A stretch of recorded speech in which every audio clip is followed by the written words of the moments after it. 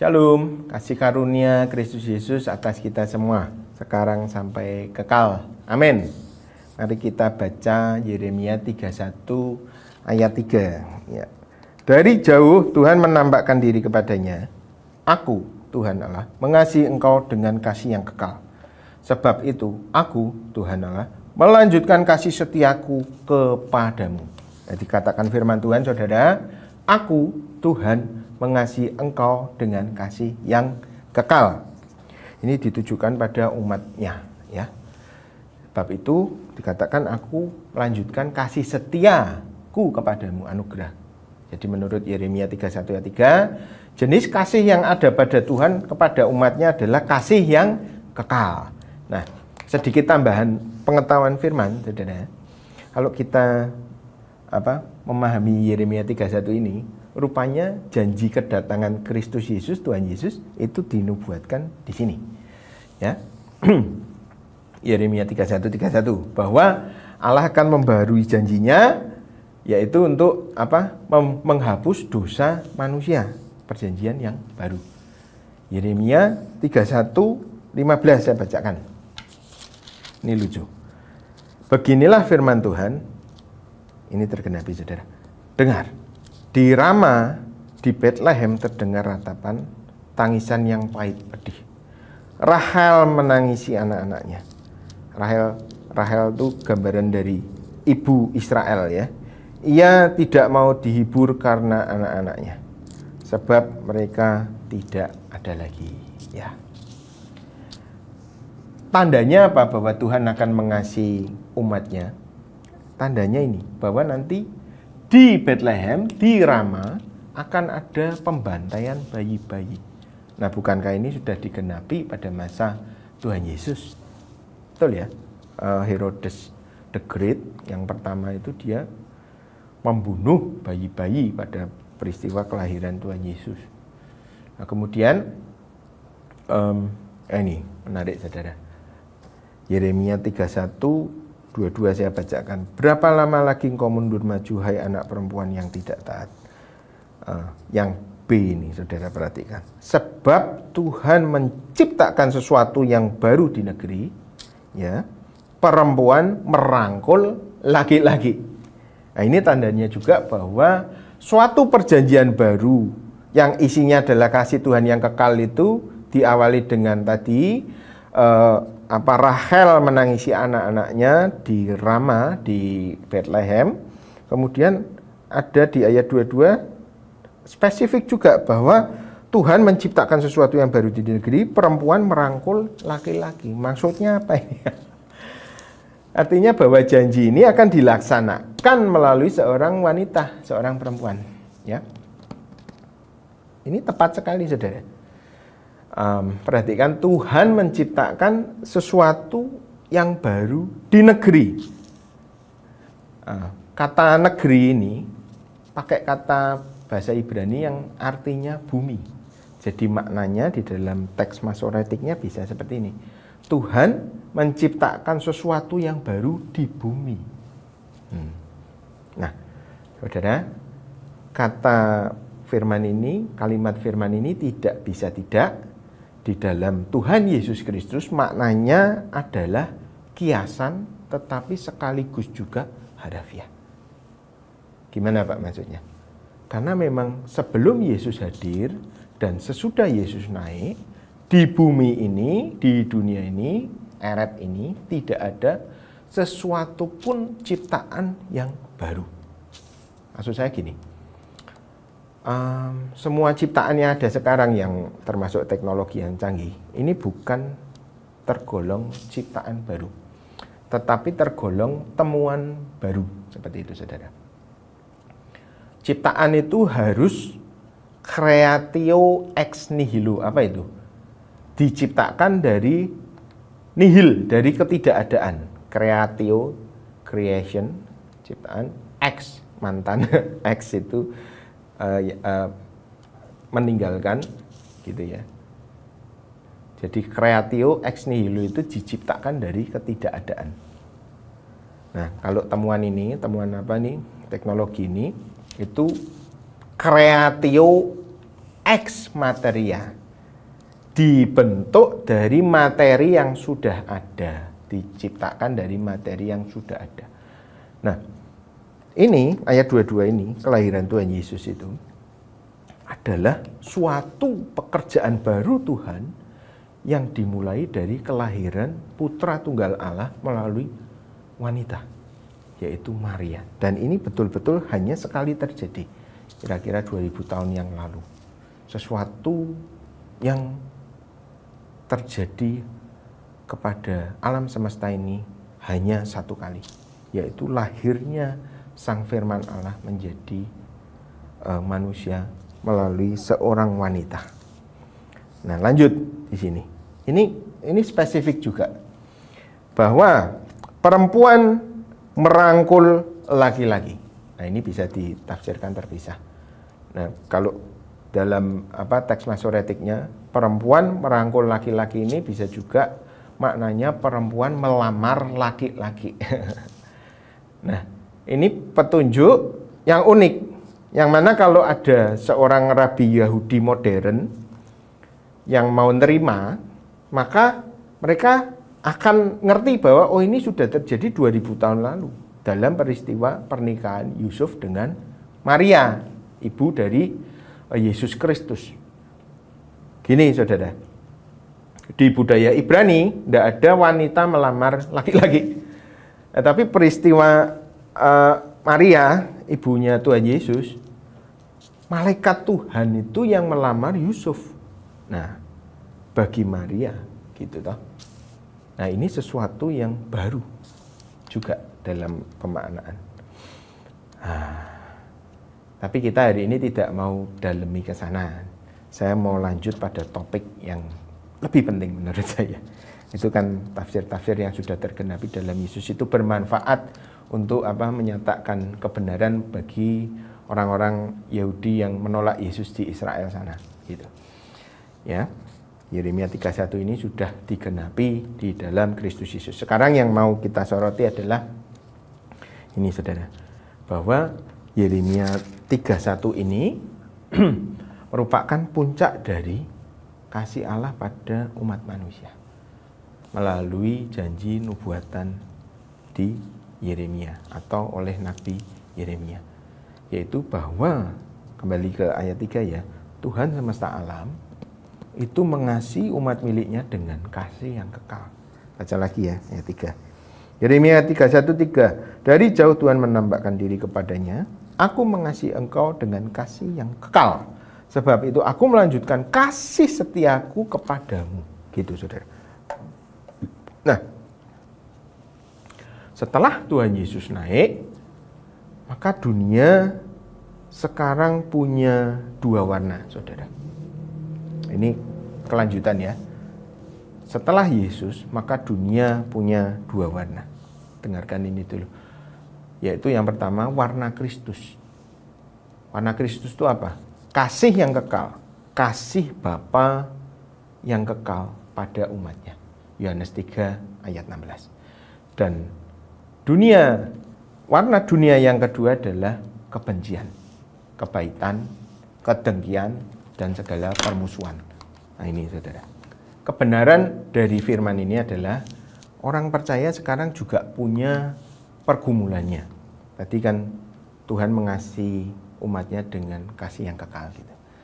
Dunia sekarang ada kasih yang kekal, tapi juga ada kebencian, kejahatan, permusuhan.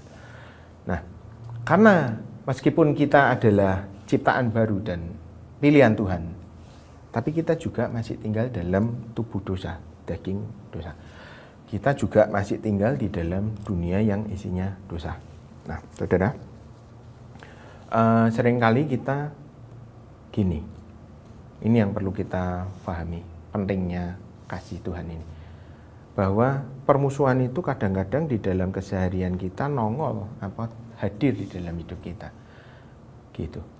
Nah, sekarang pertanyaannya bagaimana kita berurusan dengan perasaan permusuhan yang bisa tiba-tiba muncul dalam kehidupan kita.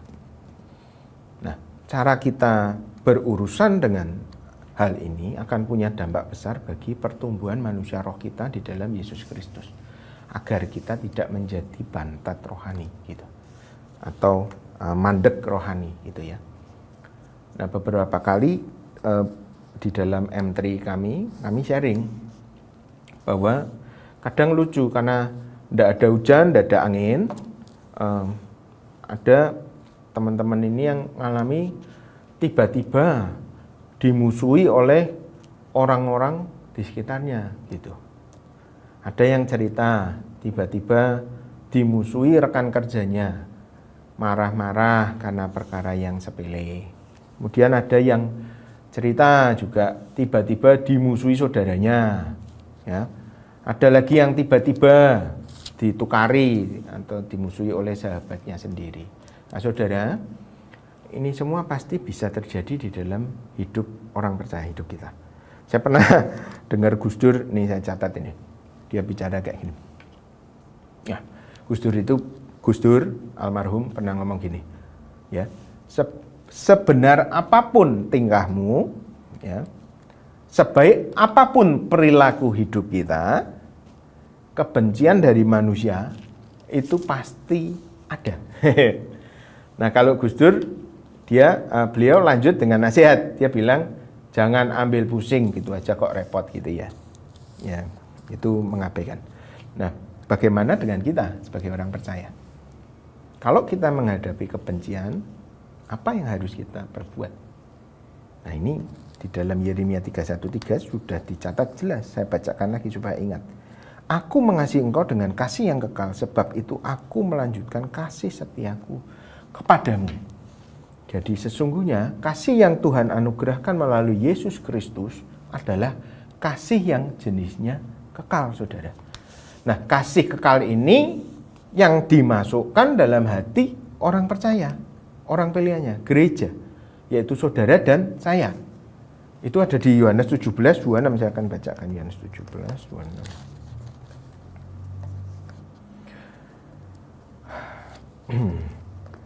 Dan aku telah memberitahukan namamu, ini doa Tuhan ya, kepada mereka, nama Bapa.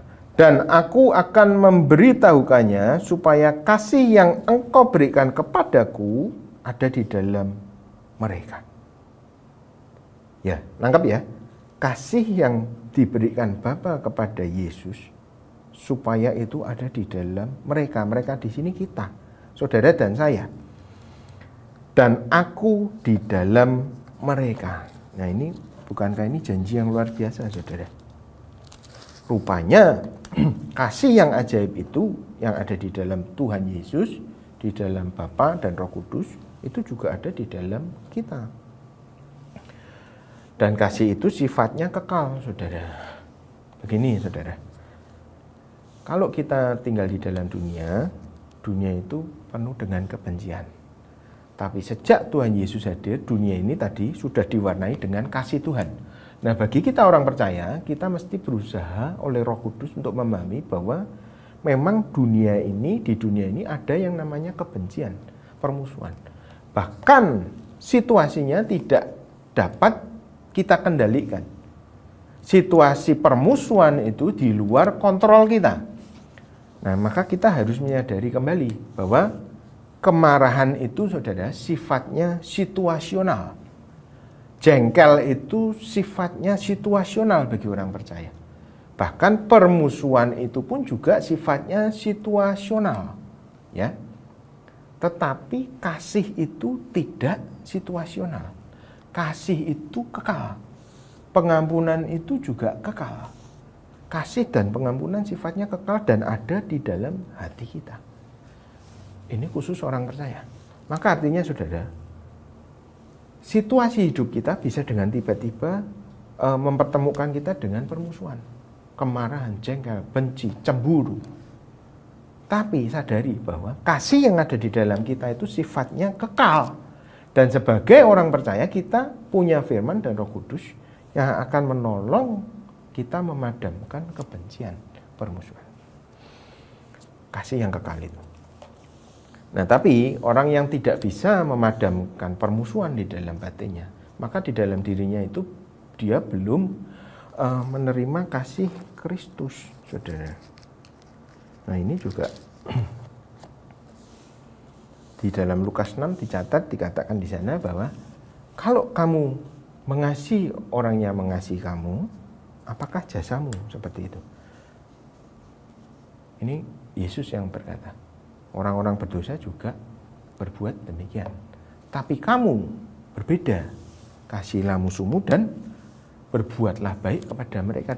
Dengan demikian kamu itu adalah anak-anak Allah yang Maha Tinggi. Nah ini bedanya kita dengan dunia, saudara.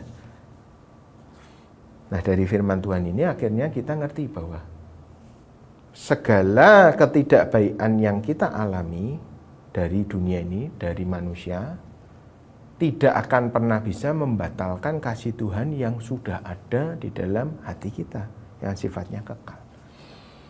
Maka oleh pertolongan Roh Kudus kita bisa memadamkan segala permusuhan yang muncul dalam hidup kita. Ini kebenaran. Makanya tiap hari, tiap pagi berdoalah, saudara. Bapa kami yang ada di dalam surga, dikuduskanlah namamu. Sampai pada kalimat, ampunilah segala kesalahan kami seperti kami mengampuni orang yang bersalah kepada kami.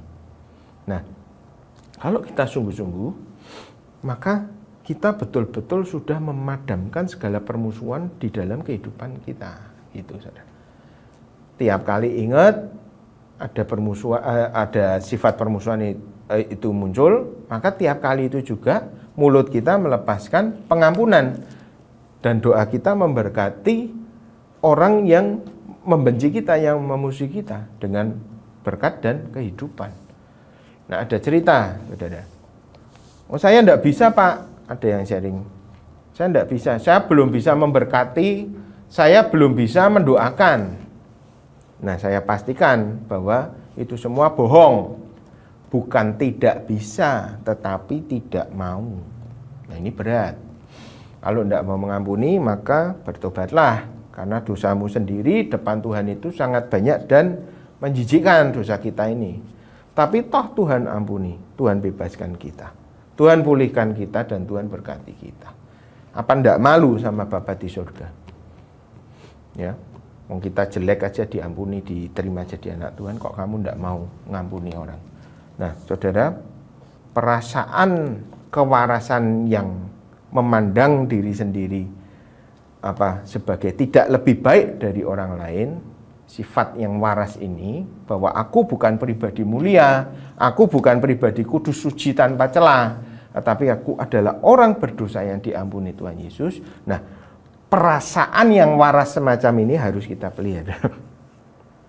Karena ini akan menolong kita buka jalan bagi kasih Tuhan yang kekal itu untuk bisa memadamkan permusuhan.